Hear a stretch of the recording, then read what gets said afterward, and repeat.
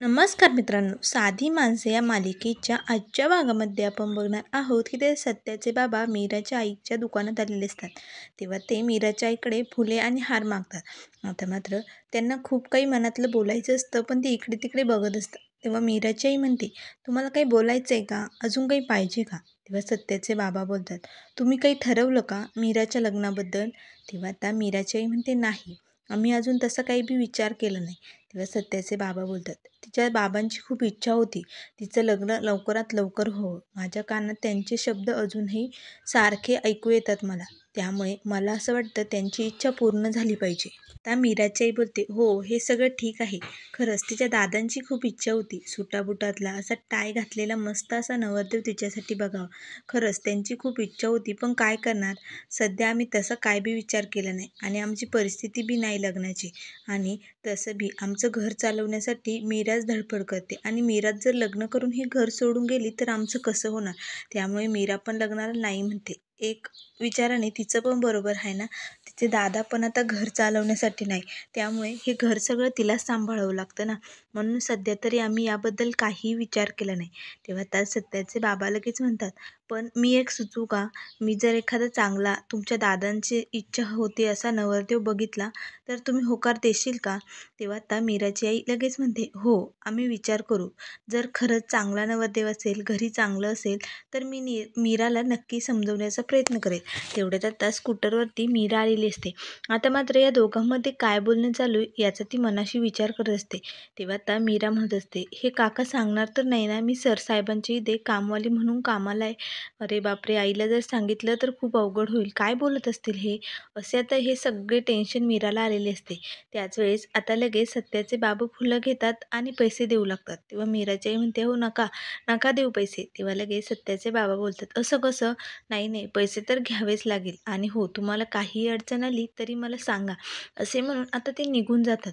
तेव्हा आता मीरा लगेच आपल्या आईजवळ येते आणि म्हणते, काय गं आई, ते काका कशासाठी आले होते आपल्या दुकानावरती? तेव्हा मीराची आई म्हणते, आपल्या दुकानावरती कोण कशासाठी येतं? फुलं हार घेण्यासाठीच येतात ना, मग ते पण आले होते फुलं हार घ्यायला. तेव्हा मीरा म्हणते, नाही, ते लई वेळचे गप्पा मारत होते म्हणून विचारत होते. तेव्हा मीराची आई म्हणते, अगं, असंच गप्पा मारत होते, तुम्ही फुलं कशी कशी आणता, कुठून आणता, काय दुसऱ्या काय गप्पा मारणार. तेव्हा आता मीरा मनाशीच म्हणते, बरं झालं सर साहेबांच्या घरचं काही सांगितलं नसलं तर बरं होईल देवा. तेव्हा आता मीराची आई ही मनाशी म्हणते, तुझ्या लग्नाचा विषय काढत होते, हे जर तुला कळलं ना तर तू लगेच रागवशील, म्हणून तुला काय बी सांगत नाही गं बाई मीरे. तर इकडे आता मधू कॉलेजमधून घरी निघालेली असते. तर आता ती तिच्या मैत्रिणीला पुस्तक देते आणि म्हणते, हे बघ, घे गं बाई तुझं पुस्तक, पुढचा धडा वाचेपर्यंत मागचा बार सपाट होतोय, पण यावेळेस काय बी करून मला खूप मार्क पाडायचे, कारण माझी ताई खूप कष्ट करून मेहनत करून राज आणि माझं शिक्षण पूर्ण करते. खूप सहन करावं लागतंय तिला दादा गेल्यापासनं, त्यामुळे यावेळेस मला खूप मार्क्स पाडायचे. तेवढ्यात आता तिच्या मैत्रिणीला फोन येतो. तिची मैत्रीण फोन उचलते आणि म्हणते, अगं मम्मी, झालं का बारसं? फोटो पाठव ना मग मला. काय नाव ठेवलं? अंकित? वा वा वा, खूप छान नाव ठेवलं.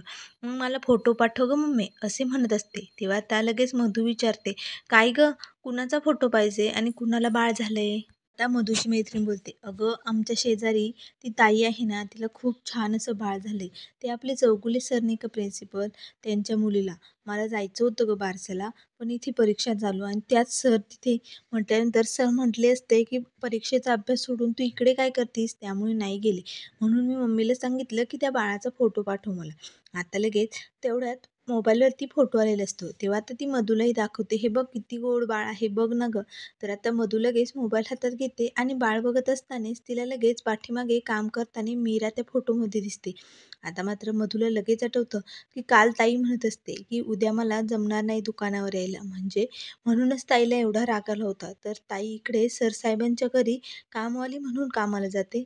आता मात्र मधूला खूपच वाईट वाटतं. तर इथे तिचे बाबा आता फुले घेऊन मंदिरात आलेले असतात. तेव्हा देवासमोर हात जोडत म्हणतात, काय करू, मला काहीतरी मार्ग दाखव, काय करावं मला काही सुचत नाही. खरंच ती पोरगी खूप नशीबवान आहे, पण माझा सत्या तिच्यासाठी चांगला नाहीये, कारण तो शिकला नाही, सवरला नाही. तिच्या दादांची इच्छा होती सुटाबुटातला एखादा मस्त असा नवरदेव तिच्यासाठी बघावं, पण काय करणार, माझा सत्याचा एका ठिकाणी ठाव ठिकाणा नाही.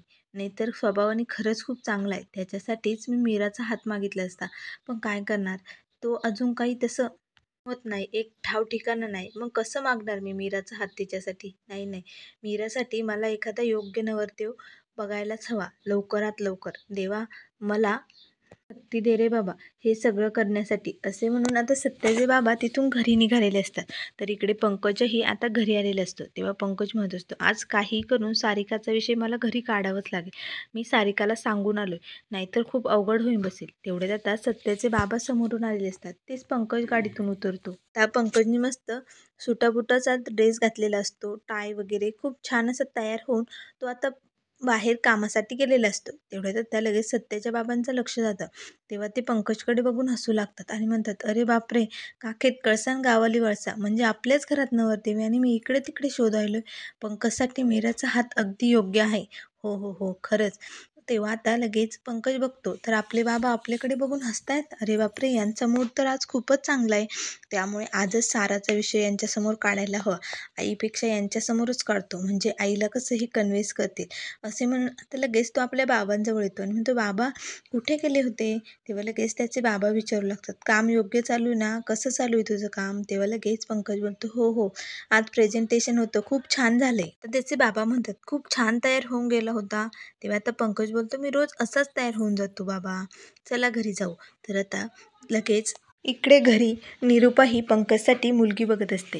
आता तिला नाटक भाऊजींनी पाठवलेल्या मुलींपैकी एक मुलगी खूप आवडलेली असते. तेव्हा ती म्हणत असते, आज पंकजला येऊ दे, या मुलीचा विषय काढून फायनलच करून टाकते, या मुलीला सून म्हणून.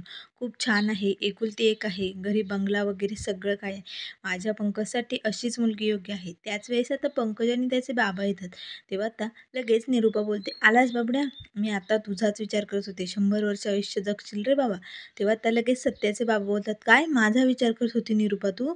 तेव्हा निरुपा म्हणते, नाही हो, तुमचा का करेल, आता तुम्हाला काही काम नाही, कुठे जाण्याची वेळ अयोळ काहीच नाही, मग तुमचा नाही विचार करत मी. तेव्हा लगेच सत्याचे बाबा बोलतात, हो का, म्हणजे तू पण बबड्याचा विचार करत होती, मी पण पंकजचाच विचार करत होतो. आता मात्र लगेच पंकज मनाशीच म्हणतो, सूर्य कुठून उगवलाय, माझ्याबद्दल विचार करतायत? जाऊ दे जाऊ दे, योग्य विचार करत असतील ना, मग ठीक आहे, PFचे पैसे देऊन टाका मला. त्याचे बाबा लगेच पंकजसाठी ग्लास भरून पाणी घेऊन येतात आणि म्हणतात, धर पाणी पे, दमला असशील ना, बैस बैस.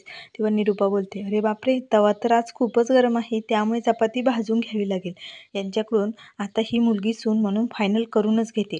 तेव्हा त्या लगेच निरुपा बोलते, बसा बसा, मी अद्रक घालून मस्त चहा करते. तेव्हा त्याचे बाबा बोलतात, हो हो, आपण तिघेही मस्त बसून असा चहा पिऊ, जा बरं. मग आता इथे निरुपा चहा टाकत असते. तेव्हा लगेच सत्याचे बाबा बोलतात, खरं तर ना, मला आज तुम्हाला एक खूप महत्त्वाची गोष्ट सांगायची. तेव्हा लगेच निरुपा म्हणते, मला पण. आणि आता पंकज बोलतो, मला पण. आता पंकज लगेच आपल्या बाबांना बोलतो, काय आहे महत्त्वाची गोष्ट बाबा, सांगा ना. तेव्हा त्याचे बाबा बोलतात, निरू तू सांग. तेव्हा निरुपा म्हणते, नाही बाबडे, तू सांग. तेव्हा लगेच पंकजचे बाबा म्हणतात, अगं लेडीज फर्स्ट, सांग तू. तेव्हा निरुपा म्हणते, अहो, मोबाईलमध्ये लगेच फोटो काढते आणि म्हणते, हे बघा कशी आहे. तेव्हा लगेच सत्याचे बाबा बोलतात, अगं कोण आहे ही? तेव्हा निरुपा म्हणते, अहो, मी पंकजसाठी ही मुलगी फायनल केली, खूप सुंदर आहे, छान आहे, एकुलते एक आहे, तिच्या नावावरती एक बंगला आहे, पंकजला लग्न झाल्यानंतर गाडी पण देणार आहे, त्यामुळे हीच मुलगी पंकजला आता बायको म्हणून आपण घरात घेऊन येणार आहोत. तेव्हा त्या लगेच सत्याचे बाबा बोलतात, अगं, मी पण पंकजसाठी एक मुलगी बघितली, माझ्या ट्रेनखाली जो माणूस आला नव्हता का, त्याची थोरली मुलगी. खरंच एवढी श्रीमंत नाही आहे, पण गुणी लय आहे, जिथे जाईल ना तिथे सगळं घर उजळून टाकेल, हे घर हसल डायरेक्ट. तेव्हा आता लगेच निरुपा बोलते, घर हसल नाही, लोक हसतील आपल्यावरती, असं कुणालाही उचलून घेऊन येता, एकदा उचलून आणलं ना त्याचं भोगते मी. आता मात्र सत्याच्या बाबांना खूपच राग येतो. तेव्हा म्हणतात, निरुपा, माझं ठरलंय, हीच मुलगी पंकजची बायको म्हणून या घरात येणार म्हणजे येणार.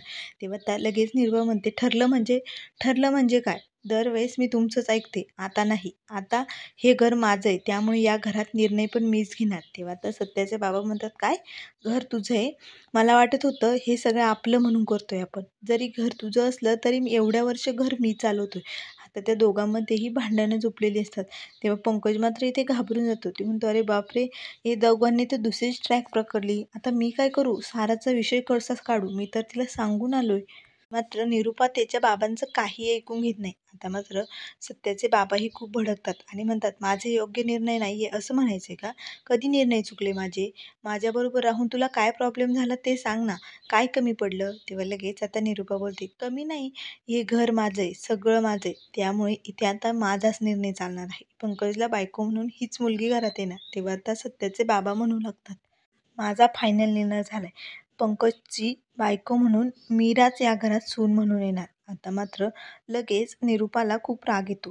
तेव्हा आता ती काही बोलणार ते सत्याचे बाबा बोलतात, तुला जर माझा निर्णय मानायचा नसेल तर तुझ्या घरात तूच राहा. मी चाललो कायमचे हे घर सोडून, असे म्हणून आता ते बाहेर निघून जातात.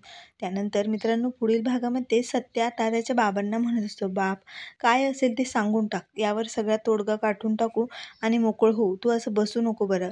तेव्हा आता त्याचे बाबा सांगू लागतात, मीराचा हात आपल्या पंकजसाठी मागायचा आहे. आता मात्र सत्याला तर धक्काच बसतो. तर इथे आता सत्या आणि त्याचे बाबा मीराच्या घरी जातात. तेव्हा सत्याचे बाबा आता मीराच्या आईसमोर आपल्या थोरल्या मुलासाठी म्हणजे पंकजसाठी मीराचा हात मागू लागतात. आता मात्र मीरा या लग्नाला होकार देईल की नाही हे आपल्याला लवकरच बघायला मिळेल. त्यामुळे मित्रांनो अशाच मालिकेंच्या अपडेट पाहण्यासाठी चॅनलला लाईक करा, सबस्क्राईब करा. व्हिडिओ पाहिल्याबद्दल धन्यवाद.